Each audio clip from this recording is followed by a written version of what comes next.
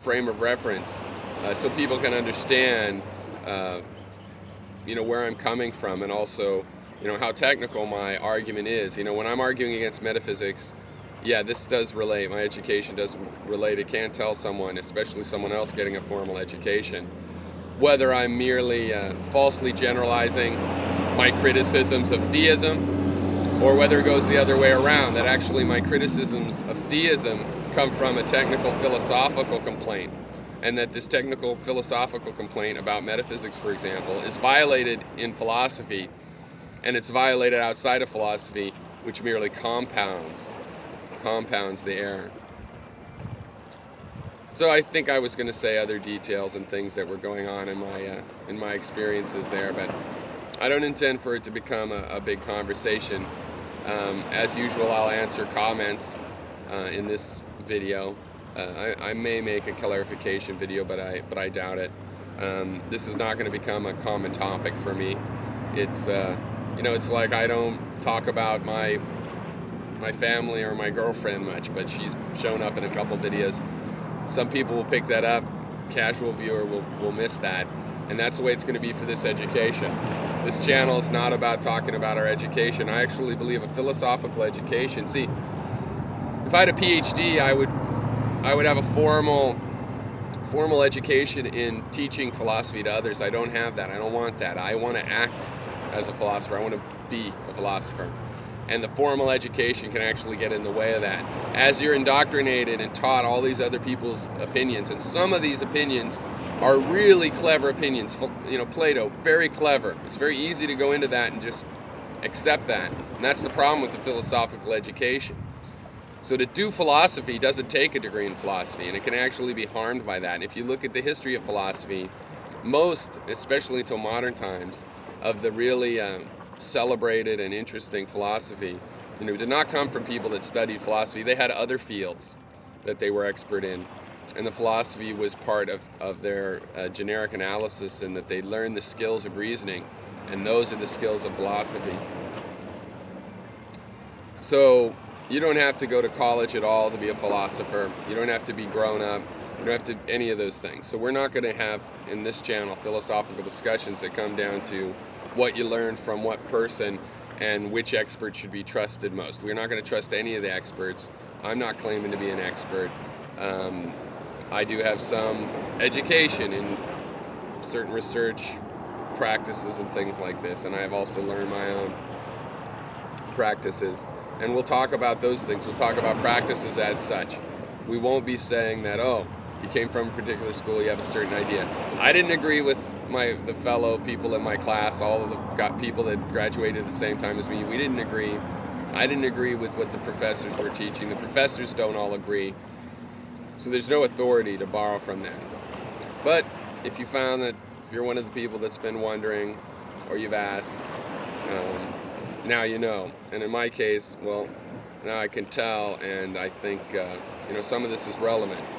My experience talking with Benson Mates about his translation of the Outlines of Pyrrhonism, it was a formative experience. So there was an emotional aspect of that. It's a really positive memory for me to have all of that time talking with Benson after class and in the seminar, or with Feyerabend, or having a short discussion with John Searle. I did not get to know John Searle well, but it was kind of nice to be able to talk to him and have a personal reference point to a lot of philosophy that we read later and subjects that are of interest to me. Another interesting professor, I'll just say, was Fritz Stahl, who was a Sanskrit scholar, and he had a theory of language. He thought grammar was invented as part of mantric rituals, and that we put the word, the meaning of the vocabulary, in later. And it's not a widely accepted theory, but it was very interesting, and bringing together history of religion. I took philosophy of religion from this man as well, and it affected how I think about language quite a bit. And it was really chances like that, and all the office hours. I went to office hours. I didn't go to office hours because I had a problem with an assignment. I don't even remember ever going for that reason. I probably did, I had questions like that at some point. But usually I went to office hours because these professors were available. And I wanted to sit down and have the conversations like I had been having back that I was trying to explain when I was 12 or 13, conversations with my grandmothers and father and whomever would talk philosophy with me. People my age, but a lot of times, adults.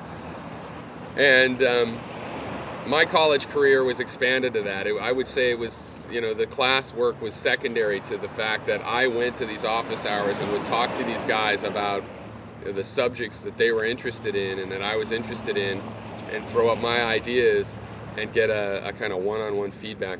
And that was the most useful thing. And that is what I continue online. There's a lot of really intelligent people online, and because of the way it works, you can get in contact with them. And it's very similar to when I went to school, how I got strong contact with the professors that I found I had a lot of respect for. And it's interesting in times like with Feyerabend, where I was totally clueless about philosophy. I was totally clueless about who that guy is. And but I was able to recognize that he was a genius. And I wish I'd known who he was. I would have asked him specifically things about his philosophy. Instead, we talked about ancient philosophy because that's what the class was. And we talked about just ideas. And I just could tell that he was really brilliant. Now, I read his books, and I wasn't as impressed with them as I was with him in person. But that's funny when people record their ideas, and it matters who they're recording them, who they're trying to talk. And I was more of a, he was sort of an anarchist. He was arguing against a lot of preconceived notions of people, whereas I saw things somewhat similarly from the basic outlook as him.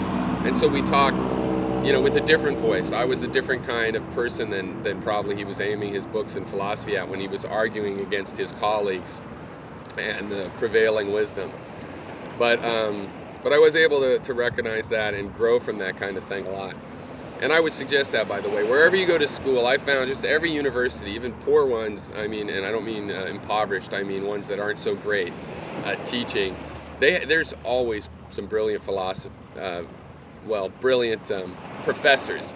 And brilliant philosophers, but not necessarily philosophers from the philosophy department, but I mean you'll run into a physicist that's a pretty interesting person with the interesting philosophy and this kind of thing.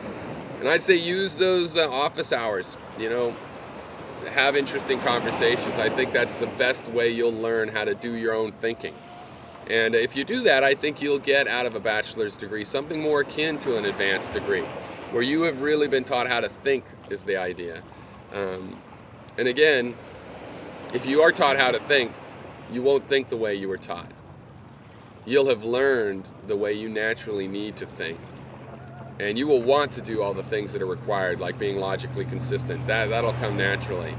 And you'll find what analysis tools, like I found extensional analysis. That really is something I developed as a strategy for writing philosophy papers when I was constantly arguing against the mainstream history of philosophy. How could I learn what they were teaching me while at the same time I was going to tell them that what they were teaching me was wrong, and I had to show, though, that I was getting the useful part, like the analysis and the elements, and I knew what the terms meant. And so I developed this system of extensional analysis in order to defend my philosophy. That worked. I got good grades with that, and it worked in my own personal life to satisfy myself, and I still use that day to day. And I do philosophy every day, and I have been doing philosophy day to day for at least 30 years. I'm 41. And so that's where my ideas come from. And that's why I'm prolific, because I've been thinking about this stuff for 20 years, and I'm writing essays to myself and to other people, and just always self-reflective about it. So, I don't have to think a lot about making a video.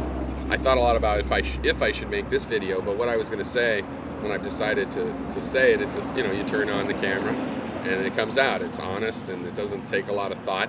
And if I have a half of a thought where I want to say, A and not A, I'm not sure which it is, I don't have to think a lot about that either, because I'm not trying to wrap it up and go, wait, before I make a video, I better figure out if it's A or not A. I'll make a video and I'll say, well, maybe it's A, maybe it's not A. And so it makes it rather easy to make philosophy videos. Anyway, cheers. I talked to a lot of people before I did this to see what they thought, but hopefully this will not make our discussion degrade into a discussion of education, because I'm just not going to have that. I'll ignore that or do whatever I have to do to make that not happen. But it's somewhat relevant enough to tell and to So there you go.